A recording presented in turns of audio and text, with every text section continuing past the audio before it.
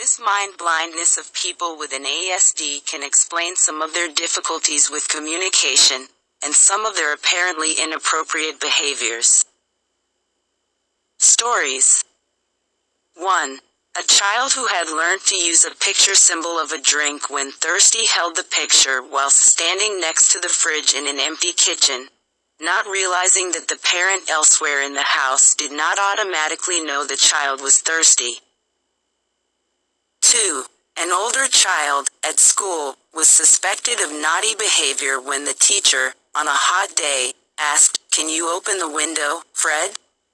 The mind-blind Fred replied, "Yes," but made no move, having heard a simple yes-no question. Rather than the teacher's polite request for action, to understand the message underlying the teacher's actual words, it was necessary for Fred to mind read. 3. Literal understanding also caused confusion in these two stories. A boy with an ASD panicked on hearing the hairdresser ask, "Shall I cut round his ears?" A girl with an ASD, when told that another girl was no longer at school because she had moved house, protested, "But you can't move a house." Reference.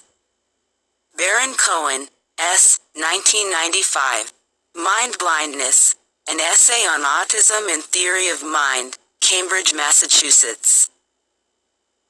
London, MIT Press. Focus on detail.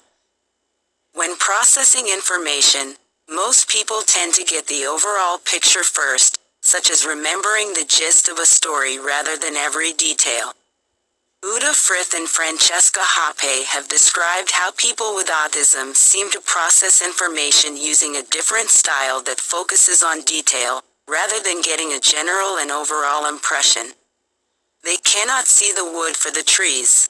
This focus on detail makes people with an ASD skilled at certain tasks, such as jigsaw puzzles, where an attention to detail, rather than to the whole picture to be assembled, is an asset. They may be able to remember every detail of a video and to repeat chunks of its script.